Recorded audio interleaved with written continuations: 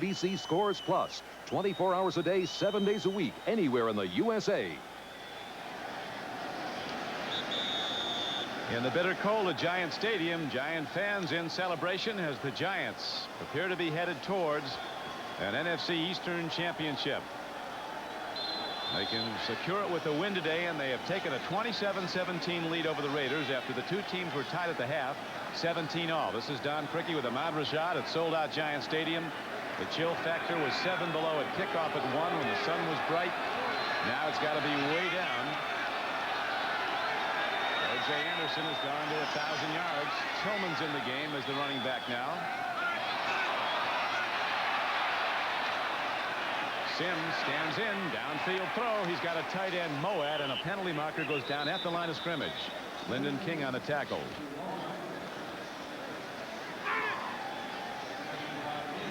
Tillman rocked in his stance.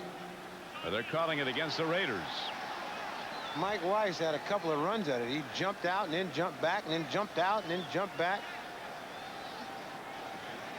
One time too many, as he was caught with his hand in the cookie jar, as they say. Apparently, Ahmad, they're going to rest O.J. Anderson at least while they have this 10-point lead and keep him healthy for the playoffs. O.J., what was he telling you? He's going to have his victory tour next year. He's coming back like Kareem. That's right. Gifts. Number 90, offside. They're going to take the penalty, replay the second down. Hopes to get gifts all over the league. Yeah, I think Dr. J and Kareem Abdul-Jabbar set up something on that tour around the league. But there you see number 90, Weiss, jumping off, then jumping back again. Then he gets caught. The ball snapped just as he's trying to get back. But as we were saying about O.J. Anderson, when Kareem's teammates gave him a Rolls Royce, O.J. said, "I want my time. I'm going to take my thing around the league." Lewis Tillman, first year back from Jackson State, the lone setback. Carthon leads the blocking, and Tillman takes it inside the 30 on a 2nd and 7 carry. Now let's go back to NFL Live in New York. Bob? Don, thank you. John Tagliabue of the New York Times, the brother of NFL Commissioner Paul Tagliabue, was one of 4 journalists shot and wounded while covering the fighting in Romania today. Tagliabue was wounded in the back by a sniper who fired on a car carrying him and other reporters. All the reporters are expected to survive. John Tagliabue, the commissioner's brother, is listed now in satisfactory condition. Let's go back. So the grave situation in Romania carries closer to home. And that report, good to hear that they'll all be all right. As the throw downfield is connected to Stacy Robinson, who's inside the 25-yard line and down to the 23. Sims' confidence grows in this bitter cold as he keeps making the plays, and the Giants have a first down. And O.J., you see Art Shell there, not happy about much this afternoon. And the rest that we talked about that Bill Parcells was giving O.J. Anderson has ended. O.J. is now in the game. Phil Simms now just firing the ball out. Raiders have not been in this game in the second half offensively. They started out in a hole on their first possession. The decision to return a punt from deep in their own end, the subsequent penalty, and they've never gotten out of the jam. Here's Anderson back in. Penalty marker comes in from the umpire. Probably an offensive holding call. Thomas Benson on the tackle for the Raiders. 12:58 to play. Parcells is particularly proud of this team. He doesn't think. Holding 65 offense. 10-yard penalty. Still first down. Bart Oates, the center, is called for the hold. He was out here in a T-shirt before the game. Yeah, it told me. Snapping the ball. So you see Bart Oates, the center, right in the middle of your screen, number 65. He's grabbing Golick and just pulls his jersey down. He gets caught there. But we were talking about Oates being out here early. He had on just a T-shirt. Told me I should be. You know, anytime you ever, even if you travel through the Minnesota airport, people say you should be used to it. Yeah, you should be used to it. You don't get used to this. I mean, it is really. There's a guy down here with his shirt off. We always have one of those. Fulbright scholar has been let out for the day.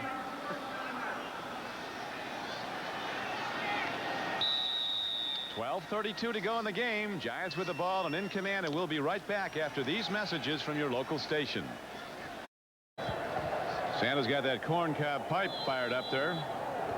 Giants have their fans fired up here at bitter cold Giant Stadium, leading 27-17. They look for their first NFC divisional title since their Super Bowl year in '86. First and 10 Giants. Sims makes the connection to Zeke Moab. Raiders doubling up the Giant wide receivers, and the tight ends have been running free. First and 20 was the play, and the game was good for about 14 yards. First and 20 after the holding call. Fine jobs by Phil Simms looking for Moat the entire way. Moat come running across the middle, gets behind Jerry Robinson. Nice possession catch. Takes a rock of a hit there on the end, but he's a big, strong fella, 6'3", 240, and filling in very nicely for Bavaro. Now you see him going out to the sideline. Looked like he took a little shot right on the top of his shoulder, but when you see Ronnie Barnes over there, the trainer, smiling, it's a good sign. The Giants were saying about, well, most guys wouldn't be playing with a bad shoulder that Moat has, but they have to have him in there. Bavaro can't go because of a knee injury. He could be ready for the playoffs. Second down and 8 for the Giants. Dumping it off. O.J. Anderson puts one person on the floor with a straight arm and takes it down to the 8-yard line. Benson finally got him.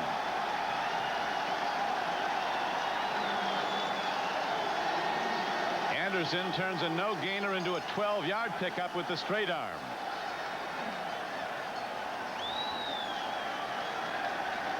O.J. Anderson can not only run, but he can catch, he can stiff arm. Robinson, he gets there. He can cut. He still has it. He can still make that big play. That was just a great play by O.J. Anderson. He showed every facet of his game on one play. Yes, he did. All on display there as the Giants are inside the 10. First and goal again. Hartford. Straight ahead rush down to the 3-yard line. In the second half, the Raiders haven't been vaguely close to even a long field goal attempt. They've not been in the game offensively.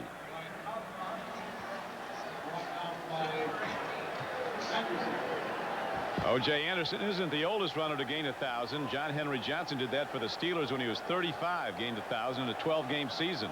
When you look at these Giants, you start looking for O.J. Anderson. Here comes Maurice Carthen. And I really think the key and the heart and soul of this offense is that offensive line. They are really pushing people backwards. These backs have the opportunity to make the cuts. And anytime you have that room in front of you, it's the offensive line powering out. Could be the knockout punch now as the Giants look to put it in again. Play fake. Sims rolling out. He'll take it in. Phil Simms. Touchdown, Giants.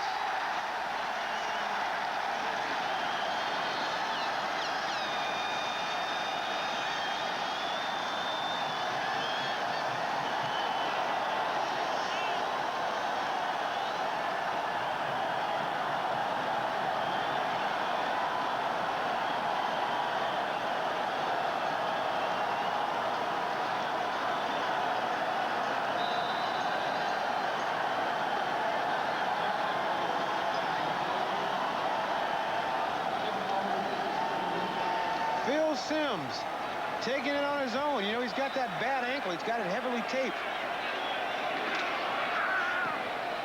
Bad ankle and all, though. Phil Simms runs it in, and Nitmo, who's been perfect today, hits the point after, and the Giants have doubled the Raiders' output with 17 unanswered second-half points. The Giants have this game locked up, 34-17. Don, what the Giants have been able to do is to put constant pressure on the Raiders in every facet of the game. Offense, defense, and special teams. Once again, you see Phil Simms rolling out here. He's got that bad right ankle. That's why he's not cutting back inside. Takes it right to the corner and takes it in for the score. But, I mean, that's what you got to get when you play this team. You're going to get a team that's going to come at you in every single aspect of the game, and they don't really have a real weakness. Eric Moore, number 60, was out in front.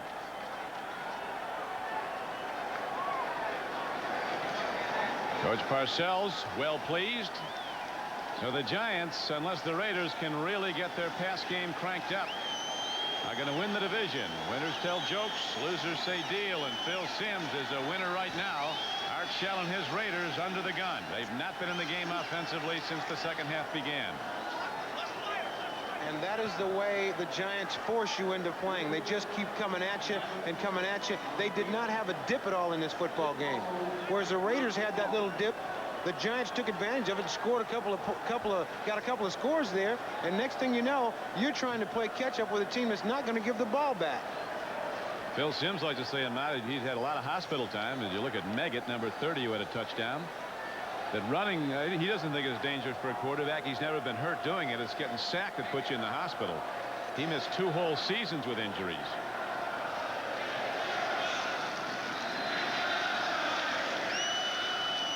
Bjorn Nitmo picking off again. It's a knuckleball downfield. The Raiders finally pick up. This is Steve Smith taking it ahead. And he's across the 25-yard line to about the 27. That Stephon Adams had the ball bounced in front of you, just slapped at it. That's a chance to even slap the ball. You might mess around and get a fumble again that time. You got to feel the ball when it comes at you. Just now on this kickoff, the ball bounced and Stephon Adams just slapped at it. You got to get in front and try to make have control of that ball. Now this was the biggest play I think in the game. His decision to try to field this ball inside the 5-yard line. It's a punt that obviously would have went into the end zone. Then it's compounded here by Land coming up and getting a clear-cut clipping penalty here, which sets him back to the 2-yard line. And since that point on, the Raiders have not been in the game. They go to the run. Here's Marcus Allen darting upfield. Reminiscent of the great Marcus Allen years with the Raiders. He gets ahead for a gain of 10 yards and a first down on the play. But the Raiders need touchdowns, and they're going to have to go up top to get those. As we look again at the scoreboard, the 10-minute ticker telling the story. Eagles with a 10-point lead. If all stands as it is, the Eagles will go in as a wild card. Kansas City up in Miami, and the New Orleans Saints with an execution at this point of the Colts. Berline out throw, perfectly timed. He gets it to Mervin Fernandez for a Raider first down. They stop the clock with 9:10 to play. More scores. Pittsburgh closing in on a 9-7 season. A great comeback year for the Steelers. Depending on the arithmetic, they could still be in it. Now New England has rallied to lead the Rams. That's one team that you can never count out. They've been counted out so many times this year. Marcus shaken up on that play. Berline's going to have to keep pitching. Raiders going with 3 wideouts. This time he goes to Bo Jackson, who takes it straight ahead, and Bo's ahead for a 7-yard gain. Greg Cox tackled him. Cox was in the Super Bowl with the 49ers last January. Hoping to go there as a Giant, number 38. She's sporting one of those Super Bowl rings that I had a friend of mine who walked into a bar with a Super Bowl ring. The barmaid asked him, would they give that to all astronauts? That's the size of them things. Big, huge babies. 49ers is an all-timer. Berline, flutter ball up for grabs. Kennard can't make the play on it. The Giant free safety 43 was the closest to it. Mike Alexander was the intended receiver. Berline put in a spot right now that he's got to come up with a big play. He just firing it down the middle, trying to find somebody to catch it. He lets it go, thinks that somebody's going to have a play on the ball, but the ball with this wind, it's awful tricky. You put that ball up about 10 or 12 feet and the wind starts to make it flutter.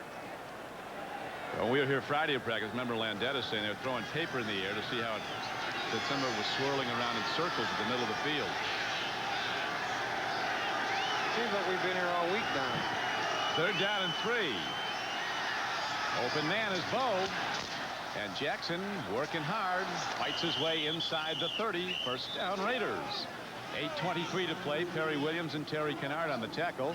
Raider coaches him out, as you know, feel that Bo could be a terrific receiver if he only had a full training camp. He's never been to training camp because he plays baseball in the summer. That just makes this thing just so more incredible. You see Berline looking downfield, finds Bo Jackson out to the side here. Watch this hit by Cox, number 38, coming up. Jackson just takes that in stride and keeps on going forward, looking for somebody else to run over. Bo can do anything. I'm a believer. High school, he set Alabama state records in the 60-yard dash, the 100-yard dash, the long jump, and the high jump. End zone throw. No flag. Clean breakup. Fernandez was the target, and Sheldon White, 39, was defending. Stopping the clock with 7:44 to go, and the Giants still in command, 34-17. They've outscored the Raiders 17-0 in the second half. One thing you know when you get in a situation like this where you got to throw the ball, the one person I'm sure that's on Beuerlein's mind right now is, where is number 56? We haven't heard a lot from him, but I guarantee you he's around somewhere looking for another sack. He's out there. LT went off with that injured ankle. He wants to keep that Puerto Rico date. That's right. Golf course that he's got a tee-off time tomorrow morning. He'll be there if they win. Beuerlein. Hard throw. It takes off. Incomplete. Look who's right near the ball. Carl Banks. 30 yards back in coverage. Carl Banks, one of the premier linebackers in all of football. Suffering a little bit in terms of notoriety because of the guy on the other side, maybe one of the greatest of all time. But that's not taking anything away from Carl Banks right here, number 58. He is just really steady.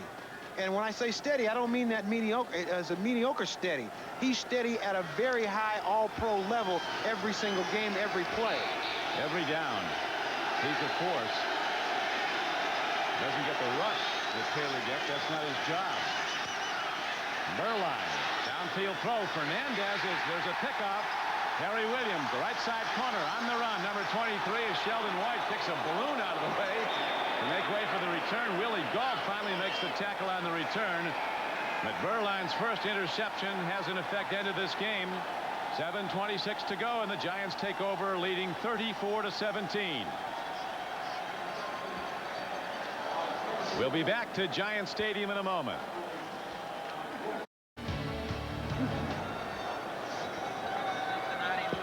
With Ahmad Rashad, this is Don Criqui back at Giant Stadium, where Perry Williams just stopped the Raiders' best threat of the second half with an interception. The Giants go to the run now, looking to run the clock as they head towards an NFC Eastern title. Anderson runs as we look back at the previous play, the Beuerlein throw that was picked off. And Beuerlein just trying to make something happen here, puts this ball down the field. The wind takes it a little bit.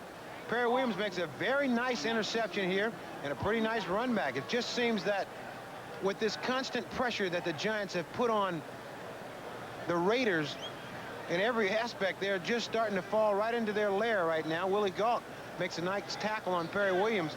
But once again, the Giants have the ball, and they've got the Raiders right where they want them.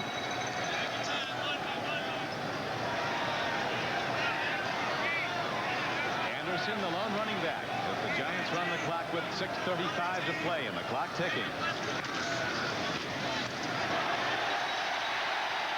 O.J. putting on some of his best stuff. He's out to the 29-yard line and appears to have a Giant first down. Anderson tackled him. O.J. looking for 1,100 yards.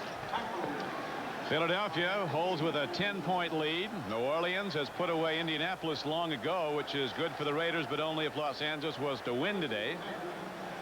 Kansas City and Miami are tied up. Pittsburgh leads Tampa Bay. Green Bay leads Dallas. What about that AFC picture down? Well, you got Houston is 9-7 after their loss last night. Pittsburgh is going to 9-7. Cincinnati would be 9-7 if they win tomorrow night at Minnesota. Miami can still get to 9-7 if they pull that game out that they've been trailing in to Kansas City. Miami should lose, and there were 3 9-7s coming out of the AFC Central: Houston, Pittsburgh, and Cincinnati. And that is speculating on a Cincinnati victory at Minnesota, and they'll go in as an underdog to the Vikings. There's a very strong possibility from all the arithmetic that a Houston-Cincinnati wild card game would be coming up on NBC next Sunday. That would be very interesting. If Cincinnati can beat Minnesota and we end up having a rematch of Cincinnati-Houston, boy, you know what? It's almost like a knockout. Somebody beats you 61-7. You don't ever forget that. But do you get over it in a short time? It didn't appear they have. Green Bay's beating Dallas, so the Vikings have to win the division. And off goes to O.J. Anderson. He's across the 35-yard line. Coach Shell wants a timeout. The Vikings have had problems winning in big games this year, so that could be a big matchup there. I mean, it is a big matchup, but I mean, the Vikings' backs are against the wall if Green Bay holds out and they have to beat Cincinnati, because when anybody scores 61 points, they have an excellent football team. They do. They could be going to the big game before it's over. You kept thinking it will stop, it will at some point, but it went on forever. So there was glass everywhere. In the living room, I have a 700-pound soapstone wood-burning stove that had bounced all the way across the living room, sitting in the middle of the floor. It was obvious from the very beginning that our house was no longer habitable. When I called my agent and told him we needed to find temporary housing, within 48 hours, Allstate had written me a check to pay for our moving expenses and for our rent. I expected bean pushers, and I got sensitive people instead. Announcing the biggest sale ever from Ford. Now, Ford gives you a $1,000 cash bonus on the #1 selling cars and trucks in America. A $1,000 cash bonus from Ford on Taurus, Thunderbird, Probe, Tempo, Mustang, and Festiva. A $1,000 cash bonus on the best-selling Ford S. Giant Stadium, where there's a celebration going on. The Giants sending a lot of their fans home early and happy this Christmas Eve as they're up on the Raiders 34-17. 4 minutes and 46 seconds from securing a divisional title in the NFC East. And the home field for their first-round playoff game. Tillman runs. He cannot hurdle a tackler. Penalty marker comes in from referee Gene Barth as Benson made yet another tackle for the Raiders. Holding call against the Giants. The wild card in the AFC, an interesting story. New Orleans knocking Indianapolis out of the playoffs today. The Houston Oilers are in. It appears that 3 playoff teams again this year, as it was the case last. 3 teams in the AFC Central will be in the playoffs. Houston is in and will be playing either Pittsburgh or Cincinnati. Pittsburgh with a 9-point lead at Tampa Bay. Cincinnati goes tomorrow night. Bengals are 8-7. If they win at Minnesota, they'd be 9-7. You get down to divisional records, but Houston is in. Gary Glanville will have a whale of a coaching job to get his team over those last 2 defeats and get them ready to play in the playoffs. That is a tough situation to be in. Now Stephon Adams lets it roll. Something he wishes he did in the 3rd quarter. A 40-yard punt, and the Raiders send out their offense once more with 4:31 to play. And these Raiders in defeat, even though they played so tough in the first half, I really think that they are on their way back. They may be back to where they were early in the 80s and the next season in the 90s, because they somehow have found that Raider way. There's the scoring summary. Dave Meggett with a 76-yard punt return. The first time a Giant touched the ball. Then Berline got the Raiders downfield. He threw to Horton to tie the game. Now Berline, as we go to live action, ready to pitch it again. Too low for Steve Smith. Berline hit Fernandez and a 30-yard beauty down the far sideline, and the Raiders had taken a 14-7 lead. The Giants came back on Anderson's 1-yard touchdown run to tie it. And then the Raiders took the lead on Jager's 42-yard field goal. It was 17-14 Los Angeles. Giants tied it just before halftime when Bjorn Nitmo hit a 28-yarder. Anderson was in the end zone again with his 14th touchdown of the season, and the Giants had the lead. They'd not relinquished. Nitmo hit another, and then yet another touchdown as Phil Simms ran it in himself. And that's how it stands now, 34-17. The Giants in the lead. Berline running around at his leisure, lofts the ball downfield and gets Mike Alexander for a first down. But there's a penalty marker down at the line of scrimmage.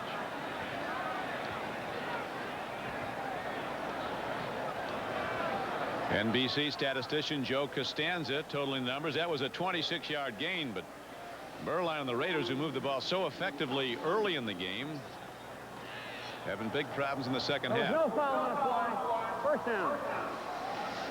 Might have blown out of his pocket. No foul. Well, I guess officials can make a mistake every once in a while. I think the neat thing about it is they stand up to it and pick the flag up. Berline with a lot of time here trying to find somebody. Finds Alexander. Gene Barth and his crew have had good control of this every step of the way. Berline on first down. Out pattern. Too high for Fernandez to even leap for. That stopped the clock with 4 minutes and 12 seconds left to play. This telecast is presented by authority of the National Football League and is intended for the private use of our audience. Any rebroadcast or other use of this telecast without the express written consent of the New York Giants and the National Football League is prohibited.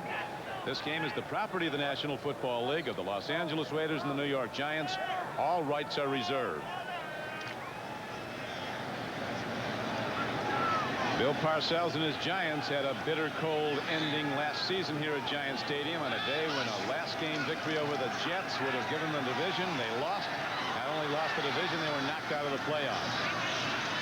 That's why Parcells was so intense today and all week, getting ready for this one, even though the Giants were already in before the game as a wild card.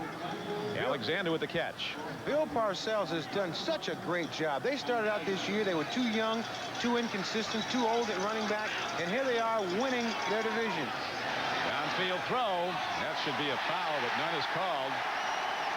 They call an interception. Apparently the play is alive as Kennard runs it back. Alexander was whacked before the ball came in. He's talking to the official who gave him no flag. Plays alive, and it goes as an interception.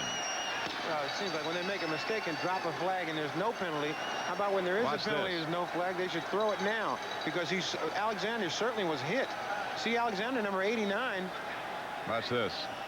Now that's pass interference. Well, they blew that.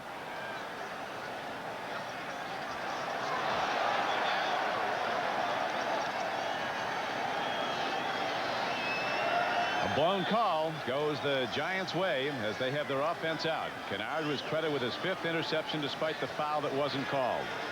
Here's another look at that play. That's certainly pass interference, and Kennard with shades of Spider Lockhart there with the one-hand interception.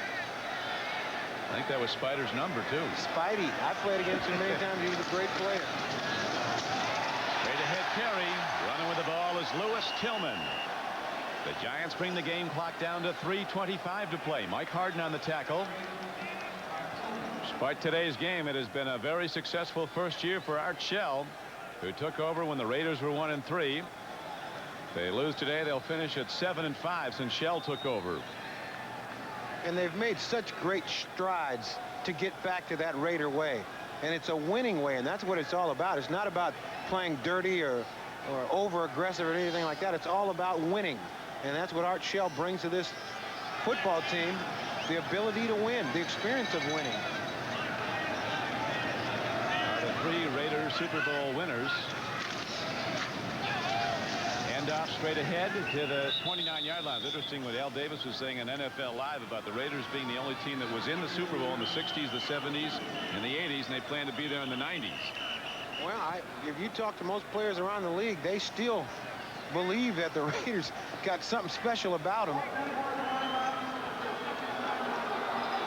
Cincinnati, we're getting back to that AFC wildcard picture. It's 5-1 in divisional games. Houston is 3-3. That would mean that Houston would have to go back to Cincinnati, site of the execution a week ago. We'll talk more about that when we come back, as there's a timeout with 2:38 to play. Who is that masked man? It's LT.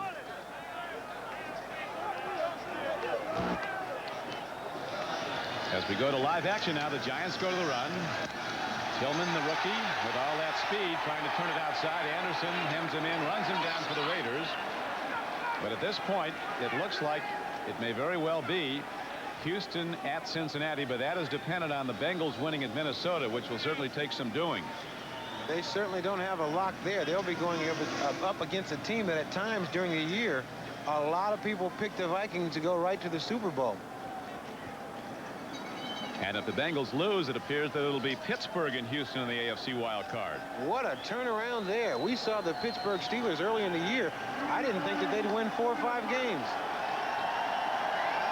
Lost their opener 51-0, then got blasted in the second game. And again, the Giant fans salute at this timeout. 8. They were played to a standoff through the first 2 quarters. It was 17-all. This is a tough day for that Gatorade deal. I remember in years past that Parcells used to have to look out at his back because somebody would be sneaking up on him. One of those big buckets of Gatorade over there. We'll keep a careful eye on that. Harry Carson is retired. Who was the pourer, the designated pourer? He was the only one with enough nerve to even attempt it. I think if you put some water on Bill today, you got to fight. All right, the Reasons is over there. Oh, that's got to be a bad feeling, even if you win a division. Get that down your neck. Well, the worst feeling right now is on the other sideline. That's the Raiders. Carson used to get Doc Warren's camel hair coat and put it over his shoulders to try to disguise himself. Sneak up behind him. Handoff straight ahead to the 36-yard line on a 3rd and 1.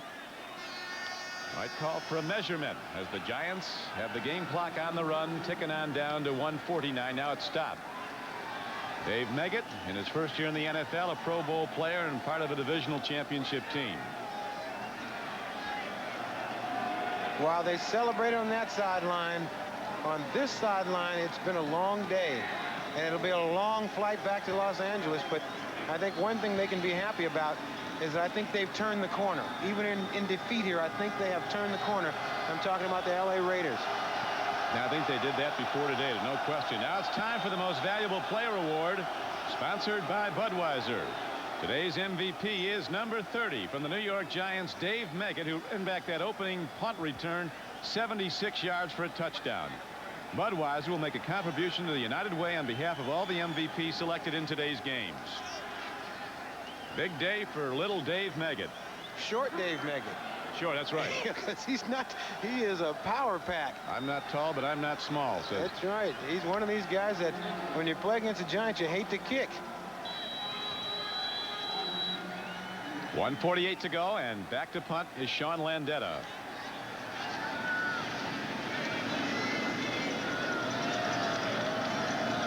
Game clock starts up again. Giants will be at home in 2 weeks for a divisional playoff game.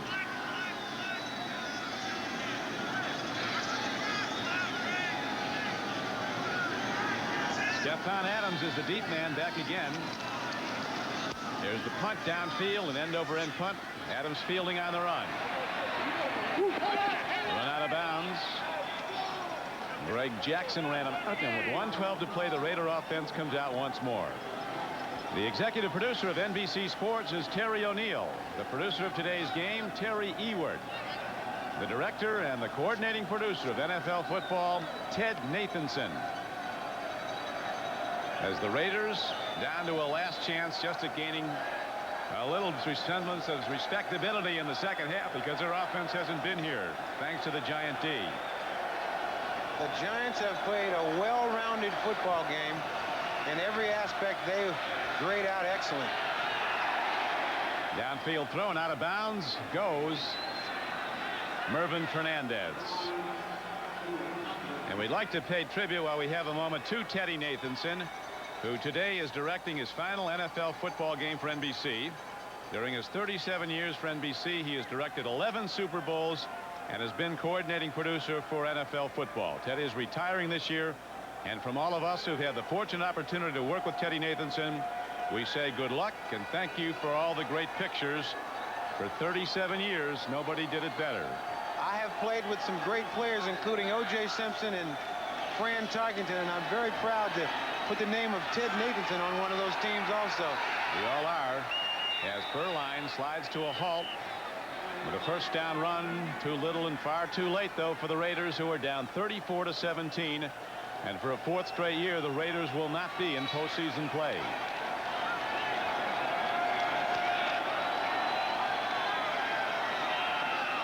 Perline throwing hard. Galt makes the catch down to the 29-yard line. Raiders let the game clock run. They can't get back in this one. There is some Gatorade being thrown on that sideline, but none on Bill Parcells. I guess they got too many young players to do that. That's right. Not enough job security in those first and second year players. Here's Perline. Signaled in the grasp, and a sack is credited to Eric Howard.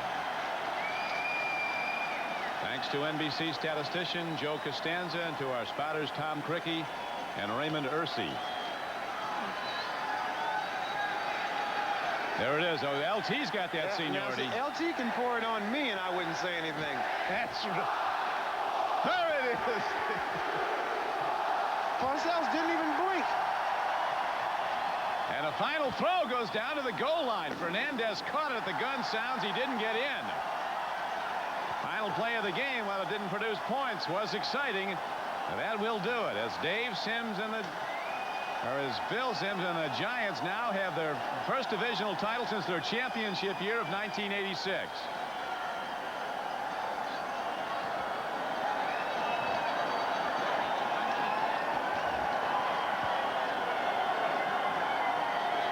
Congratulations from Parcells. To Parcells from Big Art Shell. We'll be coming back to Giant Stadium, where the Giants have won the NFC East.